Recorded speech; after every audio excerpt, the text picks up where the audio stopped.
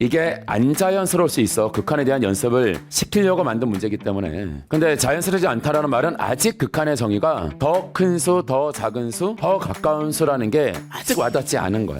그럼 와닿을 수 있는 방법은 문제를 적용하면서 와닿을 수밖에 없어. 극한은 이해가 우선이 아니야. 극한은 표현에 대해서 우선이야. 그걸 활용하는 거지. 여기서 모든 실수 x에 대해서 다음이 성립한다라고 했는데 무한수의 정의 아니? 무한대의 정의가 한없이 커져가는 상태 아니라 그랬지? 비교급이라고 얘기했지? 한없이 커져가는 상태가 무한대가 아니라 더 큰 수. 무한수의 정의는 한없이 작아져가는 상태가 아니라 더 작은 수. 그 다음에 극한의 정의는 뭐 x의 우극한이다. x의 오른쪽에서 x에 한없이 가까워지는 상태가 아니라 뭐랬었니? 어떠한 수보다 x에 더 가까운 수. 그래서 모든 것들은 원래 정의가 비교급이야. 비교급으로 볼 수 있다가 아니라고 강조했지. 원래 그걸 만든 사람이 비교급이고 수학적인 의미도 비교급이라고. 그럼 이렇게 나와 있으면 그걸 물어본 거야. 최고차의 예수가 마이너스 1이 되는 이차함수가 있다며. 그럼 얘가 마이너스 1이란 최소를 가진대. 얘 왜 나왔을까? 극한 관련된 모든 것들은 다 또는 수학 2는 다 뭐라고? 수학 2를 한마디로 하면 뭐라 했으니? 근, 과, 차수라고 얘기했지. 이게 너희가 킬픽을 풀면서 극한에서부터 적분까지 다 풀어보잖아? 그럼 근과 차수야. 이건 변함이 없다니까. 그러면 마이너스 1이 최소예요 란 말을 던지면서 출발했지. 그럼 제일 중요한 요소는 뭐였겠니? 일단 y는 제로와 만나는 근이 있을까들? 제일 먼저 봤으면 좋겠어.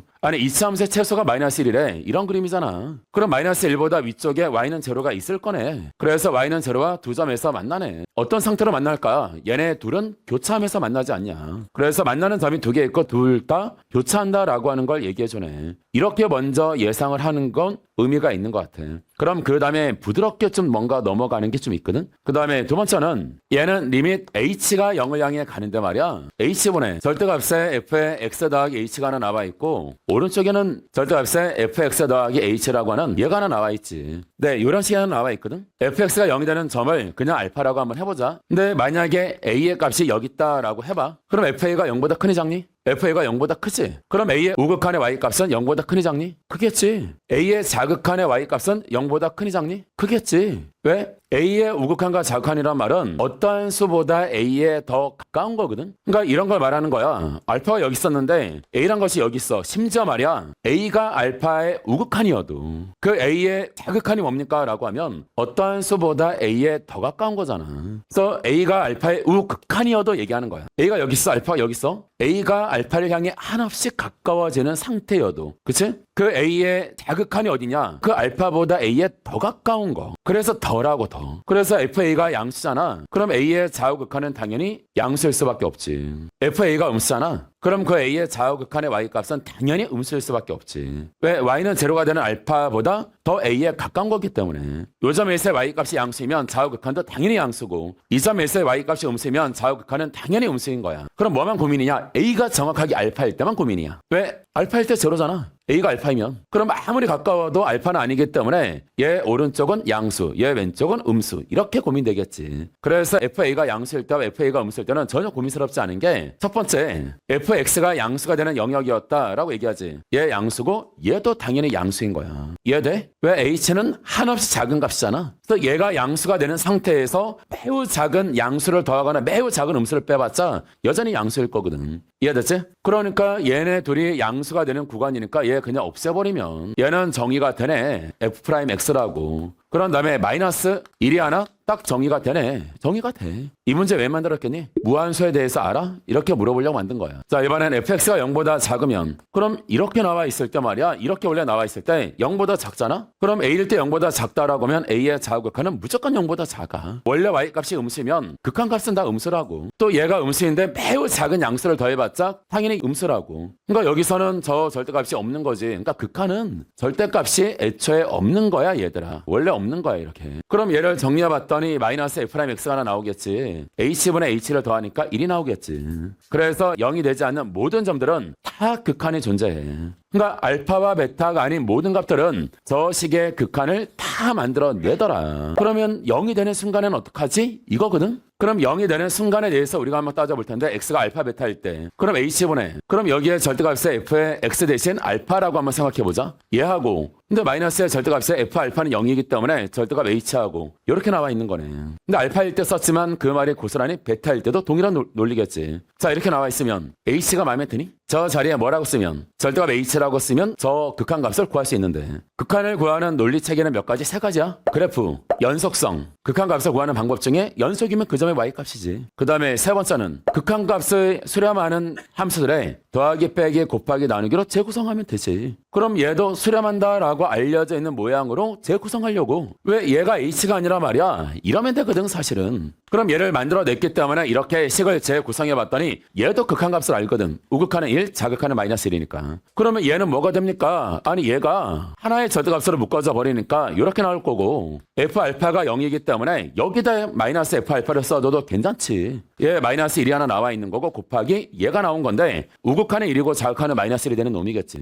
그럼 얘가 차이가 분모에 있기 때문에 얘 뭐가 되니? 미분 계수가 돼. 그래서 알파라는 점의 미분계수의 크기에서 얼마 뺐더니 1 빼고 나서 우극한은 1 곱하고 자극한은 마이너스를 곱하면 그 둘이 같아야 돼. 그 말은 얘가 얼마여야 된다는 얘기야? 0이어야 된다는 얘기야. 즉 fx가 0이 되는 점은 그 점에서 미분계수의 절대값 크기가 1이어야 된다는 얘기지. 이해돼?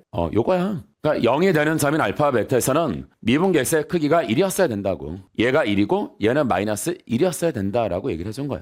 여기서의 기울기는 마이너스 1, 여기서의 기울기는 1 이런 거야 그냥. 이게 안 자연스러울 수 있어. 극한에 대한 연습을 시키려고 만든 문제이기 때문에. 근데 자연스럽지 않다라는 말은 아직 극한의 정의가 더 큰 수, 더 작은 수, 더 가까운 수라는 게 아직 와닿지 않은 거야. 그럼 와닿을 수 있는 방법은 문제를 적용하면서 와닿을 수밖에 없어. x의 우극한은 어떠한 수보다 x에 더 가깝대. 어쩌라고 이런 거야 사실은. 근데 문제에 저렇게 표현돼서 저렇게 활용될 수 있구나. 이걸 해야 너희가 활용할 수 있는 거지. 그러니까 저게 극한인가? 저렇게 하는 건가? 저게 왜 저러지?가 아니야. 저렇게 하는 거구나. 극한은 이해가 우선이 아니야. 극한은 표현에 대해서 암기가 우선이야. 그걸 활용하는 거지. 우리가 매우 가까운 상태에서의 극한을 어떻게 논리적으로 이해하겠냐. 하나 없이 가깝다는 얘기는 어떠한 수보다 더 가깝다는 얘기구나. 이렇게 표현을 알고 활용하는 거지. 자, 그러면 여기까지 정리가 됐으면 이 안에 들어가 있는 게 이번에는 2x 더하기 2fx가 하나 딱 나와 있는데 얘가 마이너스 1이 되는 그 근을 구해보래.